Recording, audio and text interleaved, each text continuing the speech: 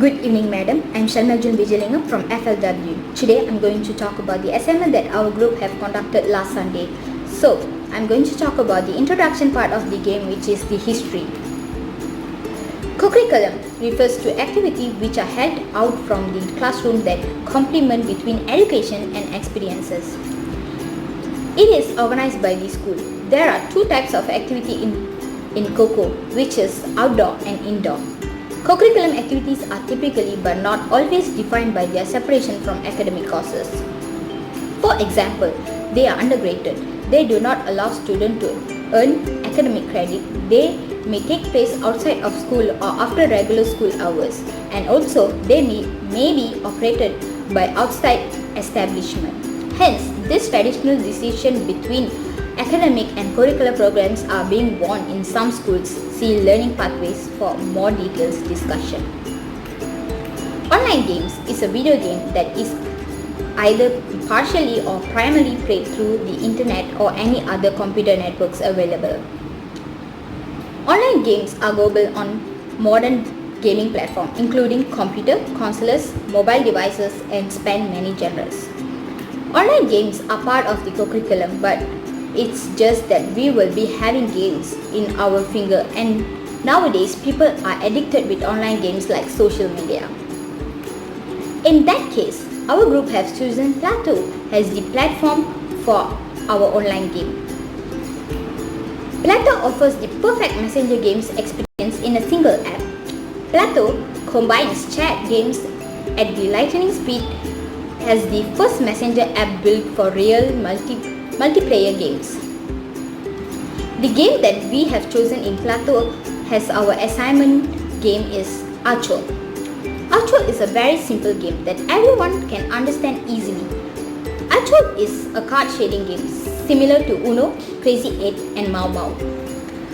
The goal of the game is to be first player to discard all their cards, and basically the game is all about colors and numbers.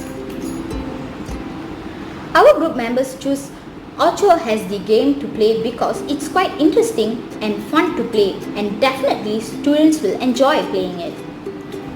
Ocho will be a good game for the students because by playing the game, a participant should have thinking skill and a good strategy way to win the game. As the conductor point, the game was very exciting to play, and the participants also loved playing the games. Thank you. I'm Kesavan here. A very good morning to Madam and to my fellow friends. So I'm here to explain about the main objective of the game that we have conducted. As you all know, we have conducted a game that names Ocho Games.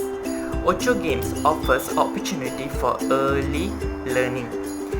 Even simple games helps players identify colors, count spaces, and develop hand-eye coordinations and dexterity in moving cards and pieces around the board. Plus, learning to wait your turn and follow the rules are important lesson too. So the next, it helps get brain to buzzing too. Ocho games are an easy way to encourage healthy brain development. In other kids and teens, strategy games are useful in helping the frontal lobes and the brain development. The frontal lobes are responsible for executive function skills, which include planning, organizing, and making a good decision. And also get to know hidden information because you keep your cards secret from the other players. It's possible for every person who messes a card or can't match a number to draw many cards before realizing they can play what's already in their hand. Worse, a person who wants to be silly the game by claiming they don't have a matching card when they do can extend the game nearby indefinitely. connected with many people by playing this game. For example, it gets an opportunity to increase strengthening in creating bonding with other players and also get to know how to learn the skills and techniques to improve our playing skills. So that's all from me. Thank you so much for listening. Thank you. Games also will sharpen your mind to stay focused, because Ocho's games, when played without instructions, can help lengthen a person's attentions, which is said by Mrs. Prio. But to reap the benefits, everyone needs to commit to seeing the game through the end. Here, therapist observer. Ocho's game are a great game because the therapist can play with the many people. But if you suspect that person are missing cards or saying they can't match the card in a play when they can, it's easy to take an observe role, because making sure people are following the rules and even giving the some ideas about the strategy. Hello to our beloved madam. I'm Rashazah Miki Rusli. My ID is 012019072717. So today I'll present about how to play Ocho and the rules and regulation. So first, how to play Ocho. The winner of a hand is the first player to have no cards left in their hand at the end of any one turn. Start by dealing out 7 cards to each player. Then place the remaining cards the draw pile in the middle of the table. Take the top card and place it face up next to the draw pile. This is the play pile. First turn goes to the player left to the dealer. On a player's turn, they must play a card on the play pile from their hand by adding cards to their hand from the draw pile. When unable to play, a card can be played if it matches the suit or rank of the top card of the play pile.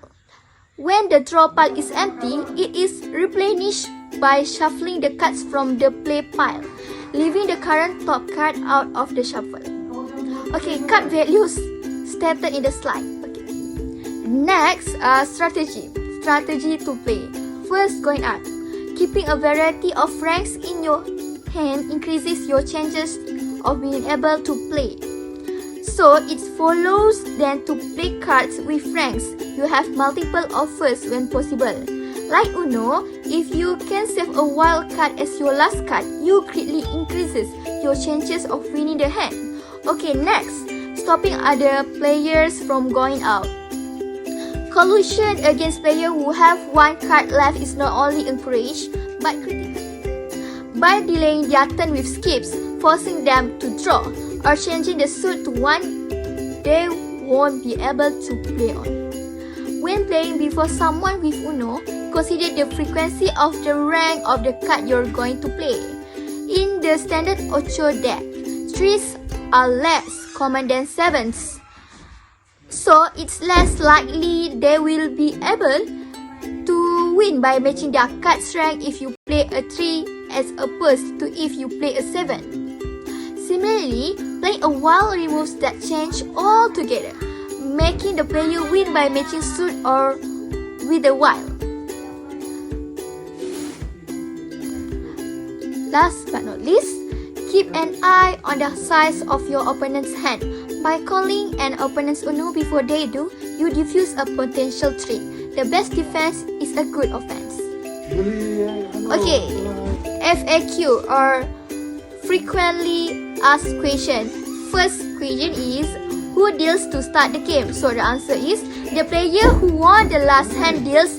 That means they are last to play, handicapping them for the hand. Next, the card flipped to the start a hand is an S or a 2. Does play start reverse or does the first player draw 2 cards? Okay, the answer is no. The first card of the game should only be recognized as setting the suit. Thirdly, can a player look through the stack of played card? Okay, the answer is no. It is okay if the stack is not tidy and cards can be seen, though any player could tidy it up if they so.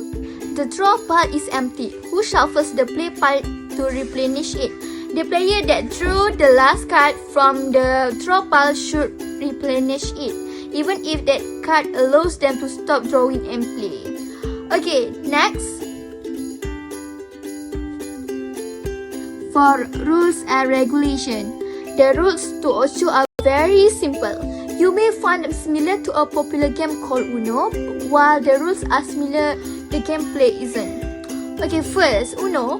When a player is down to a single card, you must say Uno. If another player calls Uno after a respectful pause, before the player with one card left, the player must draw 4 cards. Stacking. When the player before you plays a draw 2, you must also play a draw 2. Stacking draw 2s compound the punishment. A second draw 2 will make the third player draw 4 cards. Unless they continue the stack, the turn does not end until a player cannot or chooses not to play a 2 and incurs the total penalty. Next, stack and skip. If a draw 2 is stacked on an identical draw 2, a 2 of the same suit, the skip occurs first.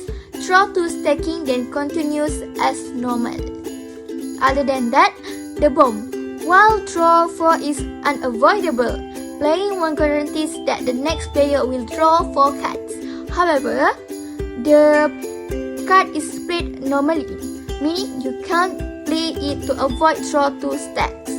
Okay, last but not least, Ocho. My name is Saresh Nair, son of Arvidan. My ID is 012019091. Today I will be explaining about Oko. Oko is a card shading game which is like Uno. So my part is I'll be explaining about the number of participants in Oko. The number of participants needed to play in Oko is 2 players, 4 players, 8 players, or also 2v2 teams. We can play Oko by choosing the players like I mentioned before just now. For the 2v2 players, 4 players will be divided into 2 groups where each player will be seated across another partner but can see their cards as well.